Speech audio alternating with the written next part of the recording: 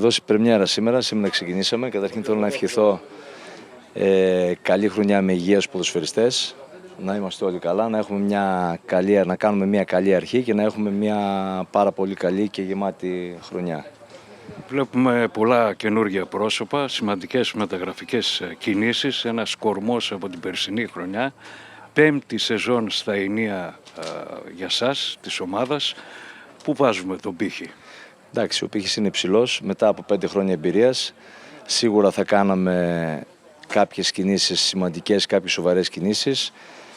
Θα αποφύγουμε κάποια λάθη που έχουμε κάνει στο παρελθόν. Είναι δεδομένο δηλαδή ότι μέσα από τα λάθη μαθαίνεις και επειδή έχουμε κάνει και ειδικά εγώ έχω κάνει πάρα πολλά λάθη, έχω βάλει ψηλά τον πύχη με πάρα πολύ σωστές κινήσεις, με καλούς ποδοσφαιριστές, με έμπειρους ποδοσφαιριστές, για να φτάσουμε όσο πιο ψηλά γίνεται. Δεν θα σου πω αυτό που θα ήθελες να ακούσεις. Προφανώς θα ήθελες να ακούσεις ότι στοχεύουμε την άνοδο. Προφανώς και στοχεύουμε την άνοδο.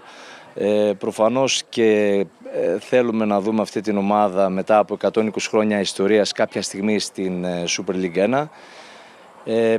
Προφανώς και ο στόχος ο δικός μου είναι αυτός και δεν είναι από τώρα, είναι από την πρώτη χρονιά που ασχολήθηκα με την αναγέννηση κάποια στιγμή να πετύχω αυτόν τον στόχο. Εγώ είμαι βέβαιος και είμαι σίγουρος ότι κάποια στιγμή θα το καταφέρω και πιστεύω ότι θα γίνει πάρα πολύ σύντομα. Μπορεί και φέτος? Μπορεί και φέτος, γιατί όχι.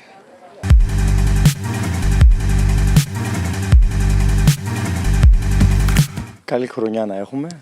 Είναι η πρώτη μας επίσημη προπόνηση. Ξεκινάει όπως κάθε χρονιά όλες οι ομάδες με όνειρα και φιλοδοξίες.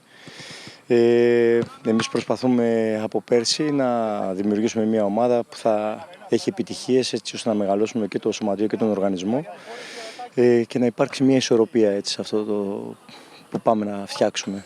Θα είναι μια δύσκολη χρονιά. Όπως είπαμε και πέρσι, δεν περισσεύει κανείς από αυτή την προσπάθεια η οποία ξεκινάει φέτος. Μια τελείως διαφορετική κατηγορία, αλλά ο στόχος είναι ο ίδιος. Η ομάδα θέλουμε να κάνει πρωταθλητισμό και προς αυτή την κατεύθυνση κινηθήκαμε. Πήραμε τα παιδιά τα οποία έχουν φιλοδοξίες, θέλουν να παίξουν σε υψηλότερο επίπεδο, είναι σε καλή ηλικία. Ξεκινάμε από πολύ καλύτερες βάσεις θα έλεγα φέτος από ό,τι πέρσι. Εύχομαι τα παιδιά να έχουν υγεία, σε όλο τον κόσμο υγεία και να έχουμε μια καλή ποδοσφαιρική χρονιά. Θυμάμαι πέρυσι στο ξεκίνημα είχατε πει χωρίς αναστολές ότι πάμε να πάρουμε το πρωτάθλημα.